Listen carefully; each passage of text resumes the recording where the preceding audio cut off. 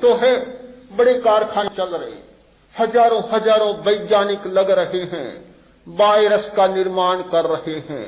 किसी एक राष्ट्र में थोड़ा सा असावधानी के कारण वायरस का डिब्बा पेटी खुल गई, थोड़े से वायरस फैले, कार्यालय के बहुत सारे लोग मर गए। पता चला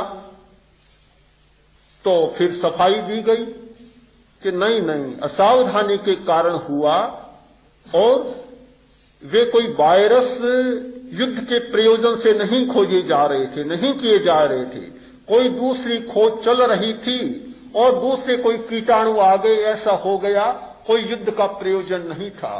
किंतु आज इस बात को अब छिपाया नहीं जा सकता कि हजारों हजारों वैज्ञानिकों का श्रम, लाखों लाखों मजदूरों का श्रम इसमें लग रहा है और बड़े बड़े कारखाने दिन रात चल रहे हैं कि किस प्रकार भयंकर वायरस पैदा किए जाए और मनुष्य जाति को कैसे जल्दी से जल्दी समाप्त किया जाए, कम से कम विरोधियों को भयभीत कैसे रखा भयभीत कैसे रखा जाए। और ये आने वाला युद्ध अब अणुयुद्ध नहीं होगा, अणुयुद्ध का युग समाप्त हो चुका, अणुओं का भय भी समाप्त हो चुका। यह युद्ध होगा गैसों का या जीवाणुओं का। इतने भयंकर जीवाणु पैदा किए जा रहे हैं। एक जीवाणु को सेना में छोड़ा, जुकाम लगाने वाला, जुकाम लगने वाले वायरस वे जीवाणु युद्ध के स्थल में छोड़े गए।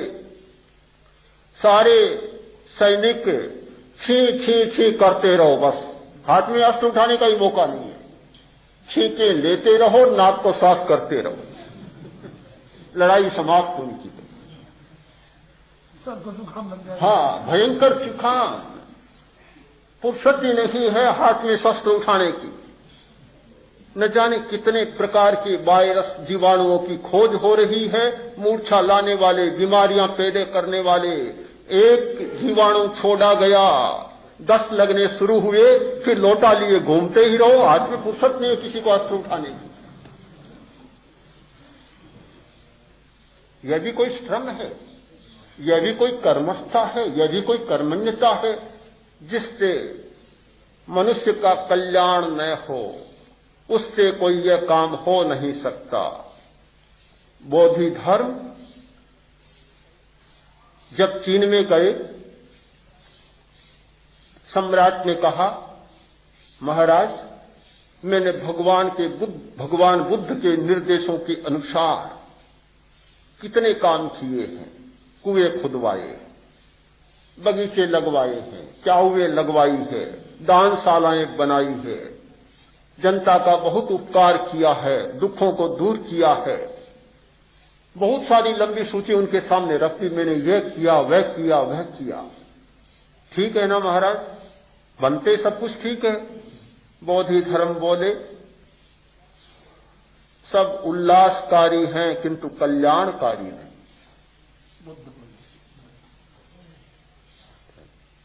कल्याणकारी नहीं।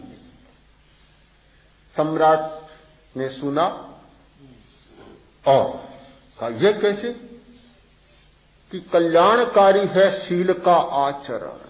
तुम शीलवान बनो, शील का आचरण करो, समाधि का आचरण करो, प्रज्ञा का आचरण करो, वह तुम्हारे लिए कल्याणकारी होगा और ये सारे तुम्हारे काम उल्लासकारी। एक उल्लासकारी श्रम, एक कल्याणकारी श्रम और तीसरा विनाशकारी श्रम। क्या आज की दुनिया में सबसे ज्यादा विनाशकारी श्रम नहीं चल रहा है? चल रहा है, और इसलिए चल रहा है कि ध्यान को छोड़ दिया, पवित्रता को छोड़ दिया, चित्त को निर्मल बनाने की बात को छोड़ दिया।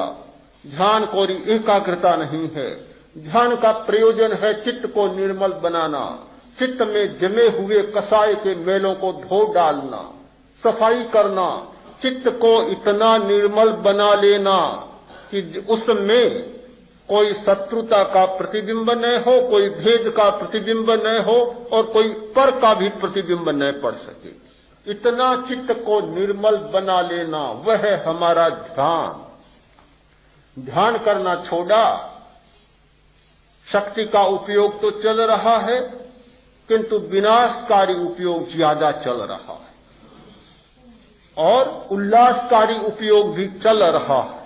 नहीं चल रहा है ऐसी बात नहीं, उल्लासकारी भी चल रहा है, किंतु कल्याणकारी कर्म, कल्याणकारी श्रम, कल्याणकारी कर्मण्यता जो चाहिए वह नहीं चल रही है।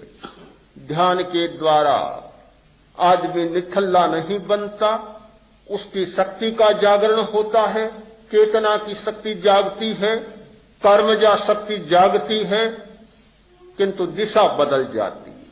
फिर वह प्राथमिकता देगा कल्याणकारी कर्म को, उल्लासकारी कर्म उतना करेगा जितना जरूरी है और विनाशकारी कर्म कुछ भी नहीं करेगा। जब समाज में ध्यान की शक्ति नहीं जागेगी, चित्त को निर्मल बनाने की प्रक्रिया नहीं जागेगी, चित्त के कसायों को, सामाजिक संघर्षों में जमने वाले मैलों को, प्रतिक्रियाओं को, सामाजिक और पारिवारिक संबंधों में होने वाले विषादों अवसादों को धो डालने की प्रक्रिया हाथ में नहीं लगेगी, तो कल्याणकारी कर्म सबसे कम होगा, उल्लासकारी उससे ज्यादा और विनाशकारी उससे ज्यादा। ये तरतमता दोनों दिशाओं में है, इसका आप स्वयं निर्णय करें। दिशा बहुत हमारी स्पष्ट होगी, फिर मुझे इसकी चर्चा करने की बहुत जरूरत नहीं कि ध्यान करने वाला व्यक्ति निठल्ला निकम्मा बनता है या ध्यान के द्वारा किसी विशिष्ट शक्ति और चेतना का जागरण।